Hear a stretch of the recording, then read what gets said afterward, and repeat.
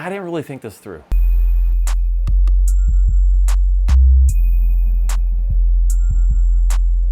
I don't want to say that I know what I'm doing, but I also don't want to say that I don't not know what I'm doing, if that makes sense. Warning, I feel like I have to say this, do not try this at home unless you are a licensed electrician.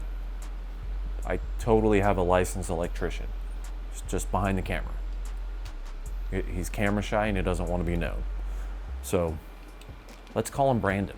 So the plan here, if I don't kill myself, is to install this 60 amp breaker into this breaker box and then run this 6'3" wire up the wall through the ceiling floor into the server room to power the server. Kind of. It's actually a sub panel to power the server and the inverter that I'm trying to install, and then it's gonna like go into a whole bunch of other stuff. But the main idea in today's video is to hopefully be around to edit it at the end.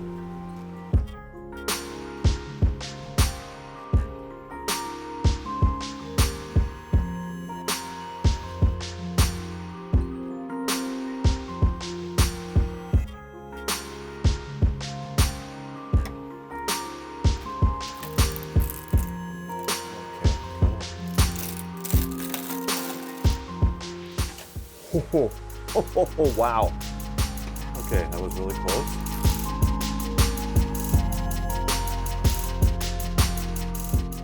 Okay.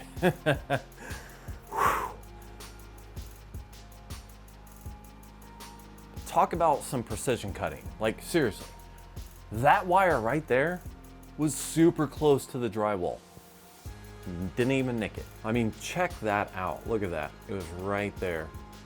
I looked at it, did not even scratch that wire, which is really good. There's a lot of wires there. But I had to take this out so I can go up the ceiling, over the roof, all the way into the other room over there. Because behind that poster is the server room. This is definitely one of those, like, you know, half-cocked plans where I'm just like, yeah, sure, this'll work, totally. Don't know how it's gonna work, but YOLO. Oh. This is 6'3" Romex, 6'3". So 6'3", 240 volt, capable. I have 50 feet here. I'm estimating I'm gonna need about 35 feet, give or take some change. And I'm gonna wire a sub panel. Now it's a 100 amp sub panel, up to a 100 amp sub panel, but I'm only gonna be running a 60 amp breaker on it, which I'll get a little bit more into if I survive this part of it. But right now I have to figure out how I'm going to fish 6'3" cable up there and then over there. So yeah, I didn't really think this through. I call this RGB on a stick. That's exactly what it is, kind of. Well, RGB on a fishing lure, or whatever this thing is called. The idea is that this thing will light up, I will stick it up the wall, run it this way, all the way over here, and then right in there, you see that? That's the water room for the heater and stuff like that. Hopefully I could see this somewhere. And then hopefully I can steer it over there. And if I can steer it over there, then that means I can pull the wire from over there all the way over here, pull it down, secure it, and try not to touch that accidentally. And then all I have to do is worry about running from there to there, which is a lot easier. Yeah, it's pitch black up there in between the floor and the ceiling here. So if I can shove this up there far enough, maybe I can see it.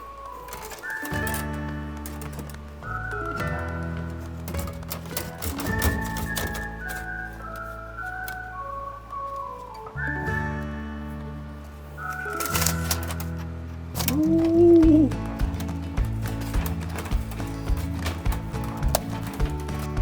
Okay. All right.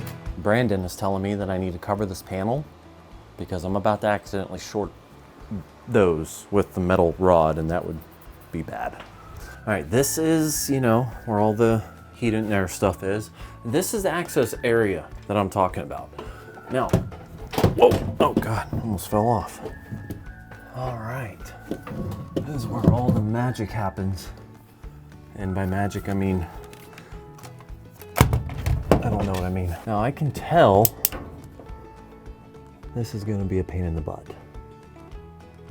That's gonna suck. I have to fish this line right here through that.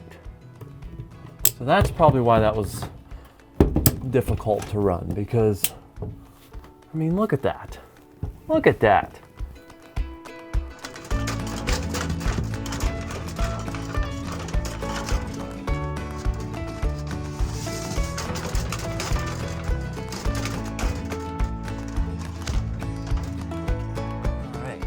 So this is an RC car.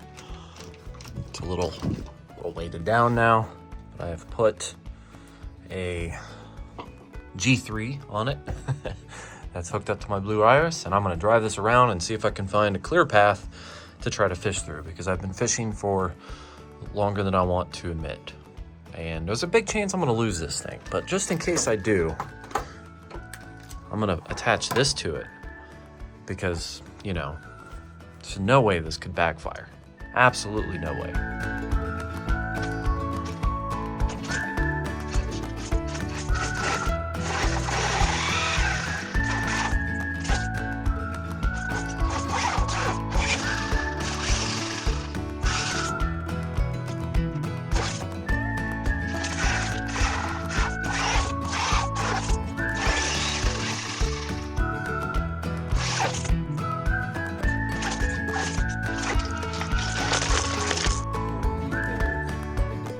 There it is. It actually freaking worked. Holy crap.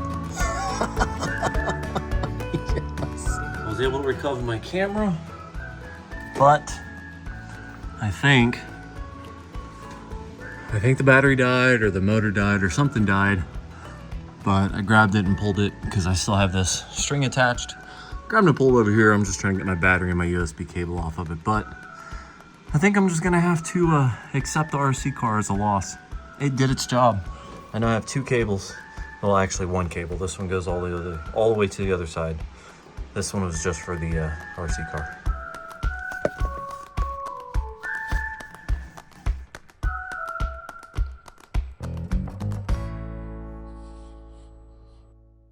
Hi, Luna. Hi. You're so cute, yeah. People don't like when I put you on the video. Anyway, now that I have this cable, check it out. It goes from red to yellow and then up there. So I've duct taped this on here. Little pro tip here. Yeah, I know. I just wanted to use you for, you know, video usage. So up here at the top, see right there? What I'm gonna have to do is, before I even try to pull this up, is that I just got to put a little bit more duct tape at the top and create a cone, because in my experience, this would get caught on everything. But I'm finally making headway. It only took all weekend.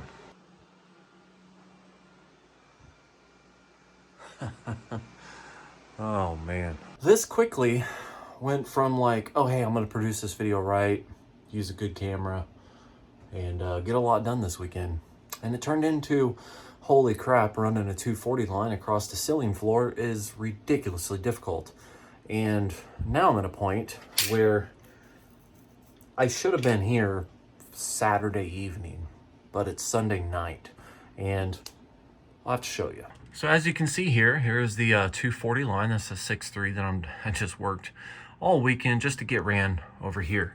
I have probably enough to make it over to the room, but the room is through this firewall, or I don't know if you really classify it as firewall, but through this piece of wood, and I'm going to have to get kind of like a better idea of where I need to drill another hole, just like there.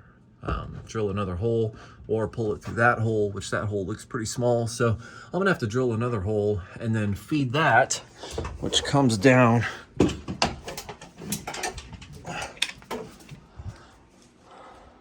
that's gonna come right through here, and that's gonna bring it out on the other side. And all these wires right here, these terribly ran Ethernet cables, that's all that goes to the server room. So Once I basically drill out a hole and fish that line, then I can drop this 240 line and just like run it from there over to there through that wall. And then hopefully, which I'm kind of worried now, focus. Hopefully I have enough wire. I don't know.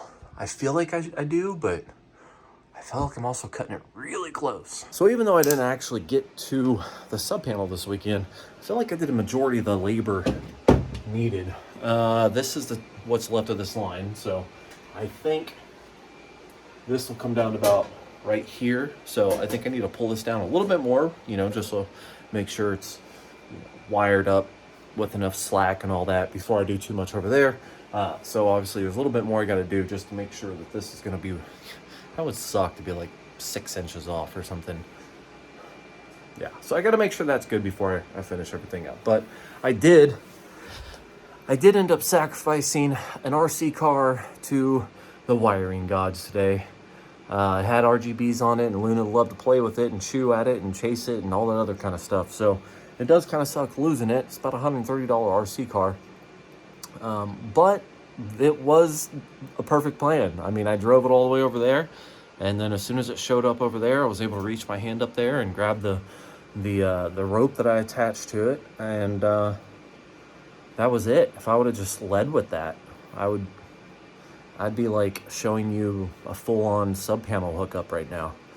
But nope, here we are.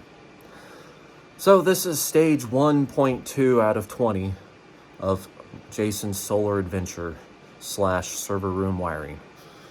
Feel free to judge me. Like and subscribe.